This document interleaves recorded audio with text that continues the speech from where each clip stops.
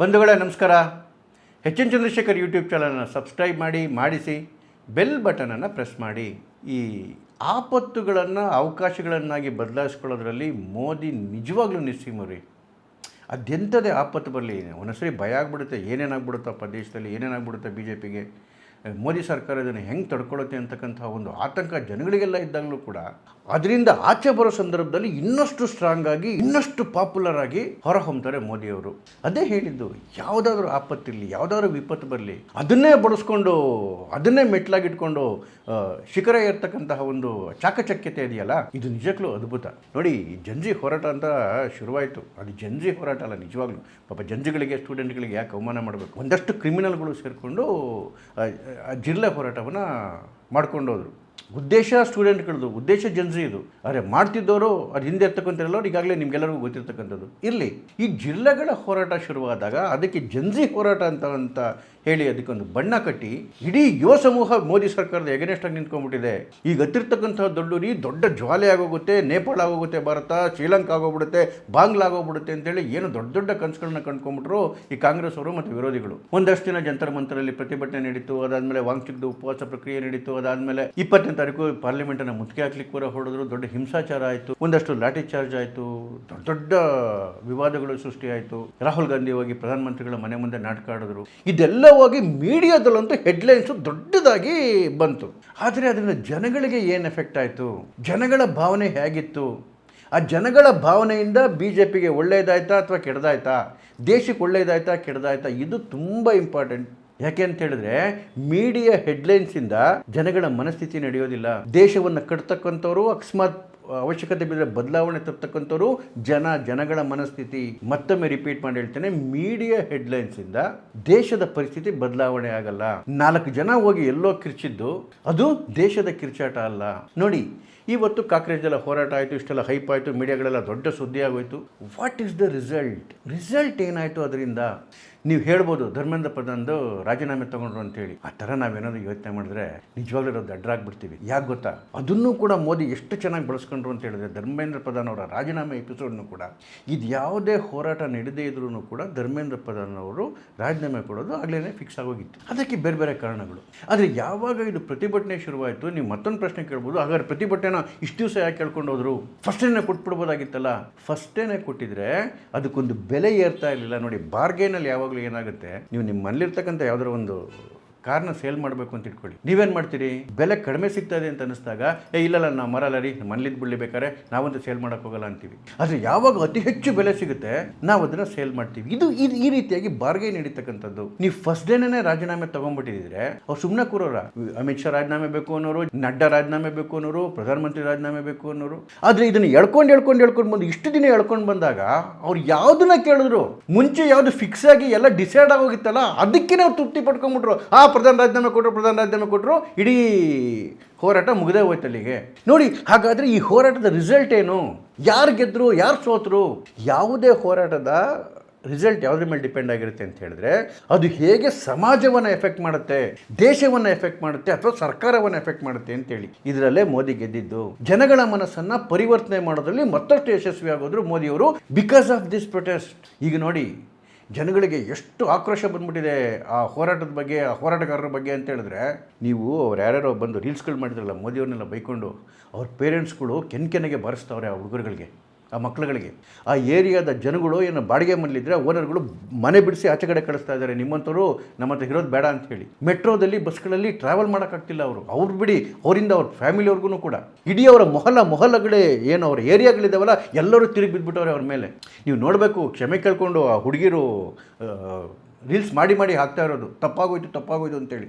ಅದ್ರ ಅರ್ಥ ಏನು ಅಂತ ಹೇಳಿದ್ರೆ, ಇಡೀ ಸಮಾಜಕ್ಕೆ ಗೊತ್ತಾಗೋಯ್ತು ಇವ್ರು ಮಾಡ್ತಿರ್ತಕ್ಕಂಥದ್ದು ತಪ್ಪು, ಮೋದಿಯವರು ಸರಿ ಇದ್ದಾರೆ, ಮೋದಿಯವ್ರನ್ನ ನಾವು ಸಪೋರ್ಟ್ ಮಾಡಬೇಕು, ಮೋದಿಯವರ ಜೊತೆ ನಿಲ್ಲಬೇಕು ಅಂತೇಳಿ. ಆವಾಗ ಈ ರೀತಿ ಚರ್ನಿಂಗ್ ಆಗ್ತಾ ಇರಬೇಕು ಸಮಾಜದಲ್ಲಿ. ಇಲ್ದಿರೋ ಒಂಥರ ಏಕತಾನತೆ ಬಂದ್ಬಿಡುತ್ತೆ. ಆ ಏಕತಾನತೆ ಅವನ ಸರಿ ಸರ್ಕಾರಕ್ಕೆ ಎಫೆಕ್ಟ್ ಆಗಿಬಿಡುತ್ತೆ. ಆದರೆ ಯಾವಾಗ ಈ ರೀತಿಯ ಚರ್ನಿಂಗ್ ಪ್ರೋಸೆಸ್ ನಡೆಯುತ್ತೆ, ಮತ್ತೆ ಜನಗಳು ಅವೇರ್ನೆಸ್ಸಿಗೆ ಬರ್ತಾರೆ, ಅದೊಂದು ಶಕ್ತಿಯಾಗಿ ಮಾರ್ಪಡುತ್ತೆ. 13 ವರ್ಷದಿಂದ ಮೋದಿಯವ್ರ ಸರ್ಕಾರ ನೋಡಿ ಜನಕ್ಕೊಂಥರ ಸ್ಟ್ಯಾಟಿಕ್ ಇದಕ್ಕೆ ಬಂದ್ಬಿಟ್ಟಿದ್ರು, ಒಂಥರ ಏಕತಾನತೆ ಬಂದ್ಬಿಟ್ಟಿತ್ತು. ಆದರೆ ಯಾವಾಗ ಈ ಹೋರಾಟ ಇಷ್ಟು ದೊಡ್ಡದಾಗಿ ಪ್ರೊಜೆಕ್ಟ್ ಆಗಪಟ್ಟು, ಮೀಡಿಯಾದಲ್ಲ ಇಷ್ಟು ದೊಡ್ಡ ಹೈಲೈಟ್ ಆಯಿತು, ಎಲ್ರಿಗೂ ಅನ್ನಿಸ್ಲಿಕ್ಕೆ ಶುರುವಾಯಿತು, ಮೋದಿಯವ್ರು ಏನು ತಪ್ಪು ಮಾಡಿದ್ದಾರೆ ಅಂತೇಳಿ ಇವೆಲ್ಲ ಅನುಭವಿಸ್ಬೇಕಾಗಿದೆ.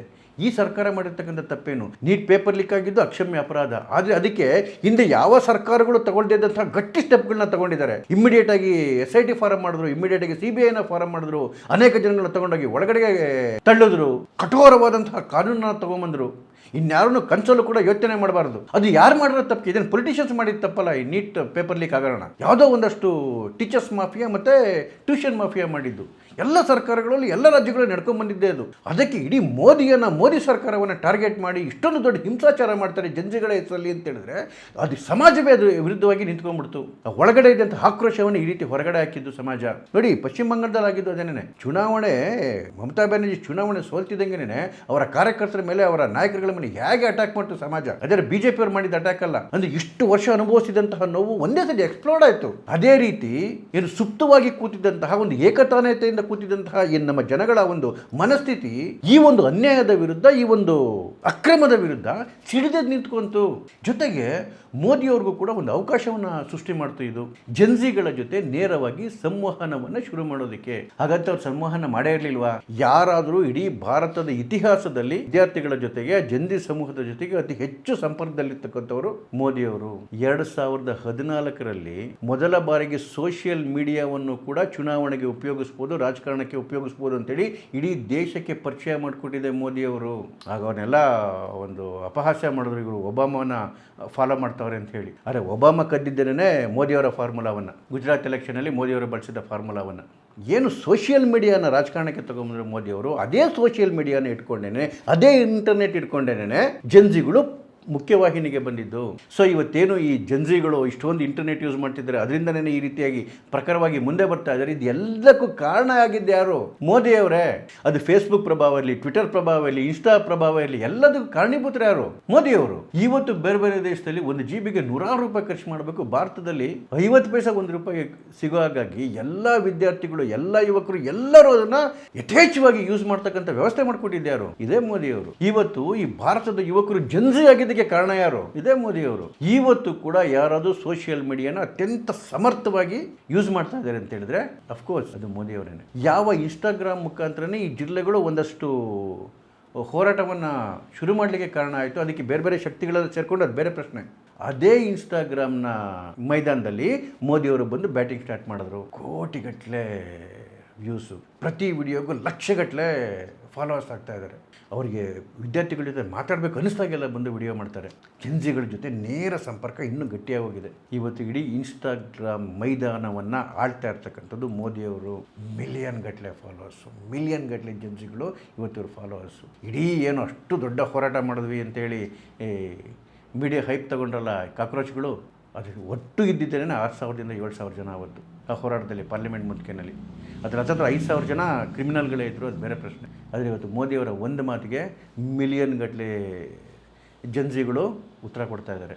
5 ಮಿಲಿಯನ್ ಎಕ್ಸ್ಟ್ರಾ ಫಾಲೋವರ್ಸು, ವಿಡಿಯೋಯಿಂದ ವಿಡಿಯೋಗೆ ಮಿಲಿಯನ್ ಗಟ್ಟಲೆ ಫಾಲೋವರ್ಸ್ ಜಾಸ್ತಿ ಆಗ್ತಾ ಇರೋದು. ನಾನು ಅದಕ್ಕೆ ಹೇಳಿದ್ದು, ಇವ್ರು ಹಾಕ್ಕೊಟ್ಟ ಪಿಚ್ಚಲ್ಲಿ ಮೋದಿ ಸಿಕ್ಸರ್ ಮೇಲೆ ಸಿಕ್ಸರ್ ಹೊಡಿತಾ ಇದ್ದಾರೆ. ಅದಕ್ಕೆ ಹೇಳಿದ್ದು, ಒಂದು ವಿಪತ್ತನ್ನು ಅವಕಾಶ ಮಾಡ್ಕೊತಕ್ಕಂಥ ಕಲೆ ಯಾರಿಗಾದರೂ ಸಿದ್ಧಿಸಿದೆ ಅಂದರೆ ಅತಿ ಹೆಚ್ಚು ಅದು ಮೋದಿಯವರಿಗೆ. ಈ ಹೋರಾಟದ ರಿಸಲ್ಟ್ ಏನಪ್ಪ ಅಂತ ಹೇಳಿದ್ರೆ, ಒಂದು ಏಕತಾನತೆಯಿಂದ ಸುಪ್ತವಾಗಿದ್ದಂತಹ ಭಾರತೀಯರ ಮಾನಸಿಕತೆಯನ್ನು ಮತ್ತೆ ಬಡಿದೆಬ್ಬಿಸಿದ್ರು. ಅನ್ಯಾಯದ ವಿರುದ್ಧ ಮಾತಾಡಬೇಕು ಅಂತಕ್ಕಂತಹ ಒಂದು ಮನಸ್ಥಿತಿಯನ್ನು ಸೃಷ್ಟಿ ಮಾಡಿದ್ರು. ನಾವು ಹಿಂದೂಗಳೇ ಹಾಗೆ ರೀ, ಯಾವಾಗಲೂ ನಾವು ಭಾರತೀಯರೇ ಹಾಗೆ. ನಾವು ಯಾವತ್ತೂ ಆ್ಯಕ್ಷನ್ ಮೋಡ್ಗೆ ಹೋಗೋದಿಲ್ಲ, ನಾವು ಯಾವಾಗಲೂ ರಿಯಾಕ್ಷನ್ ಅಷ್ಟೇನೆ. ಆ ರಿಯಾಕ್ಷನ್ ಶುರುವಾಗಬೇಕಾದ್ರೆ ಆಕ್ಷನ್ ಕೆಟ್ಟದಾಗಿದ್ದಾಗಲೇ ನಮ್ಮಲ್ಲಿ ದೊಡ್ಡ ರಿಯಾಕ್ಷನ್ ಶುರುವಾಗುತ್ತೆ.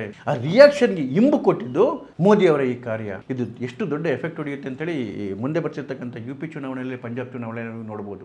ಇದೇ ರೀತಿ ರೈತ ಹೋರಾಟ ನಡೆದಾಗ 13 ತಿಂಗಳು ರೈತರ ಹೆಸರಲ್ಲಿ ಇಡೀ ದೇಶವನ್ನು ಸ್ಟ್ಯಾಂಡ್ ಸ್ಟಿಲ್ಗೆ ಇಟ್ಟಾಗ, ಅದಕ್ಕೆ ಮೀಡಿಯಾದಲ್ಲಿ ಸಿಗ್ತಿದ್ದಂಥ ಹೈಪ್ಗಳು, ವಿರೋಧ ಪಕ್ಷಗಳು ಅದಕ್ಕೋಗಿ ಕೊಡ್ತಿದ್ದಂಥ ಸಪೋರ್ಟ್ಗಳು ನೋಡಿ ಎಲ್ಲ ಜನಗಳಿಗೆ ಅನಿಸ್ಬಿಟ್ಟಿತ್ತು ಏನೋ ಹೆಚ್ಚು ಕಡಿಮೆ ಆಗಿಬಿಡ್ಬೋದು ಮೋದಿ ಸರ್ಕಾರಕ್ಕೆ ಅಂಥೇಳಿ. ಆದರೆ ಆ ಹೋರಾಟ ಮುಗಿದ ಮೇಲೆ ನಡೆದಂತಹ ಅಷ್ಟೂ ರಾಜ್ಯಗಳ ಚುನಾವಣೆಗಳಲ್ಲಿ, ಅದು ಹರಿಯಾಣ ಇರ್ಬೋದು, ಉತ್ತರ ಪ್ರದೇಶ ಇರ್ಬೋದು, ಡೆಲ್ಲಿ ಇರ್ಬೋದು, BJP ಸ್ವೀಪ್ ಮಾಡ್ತು.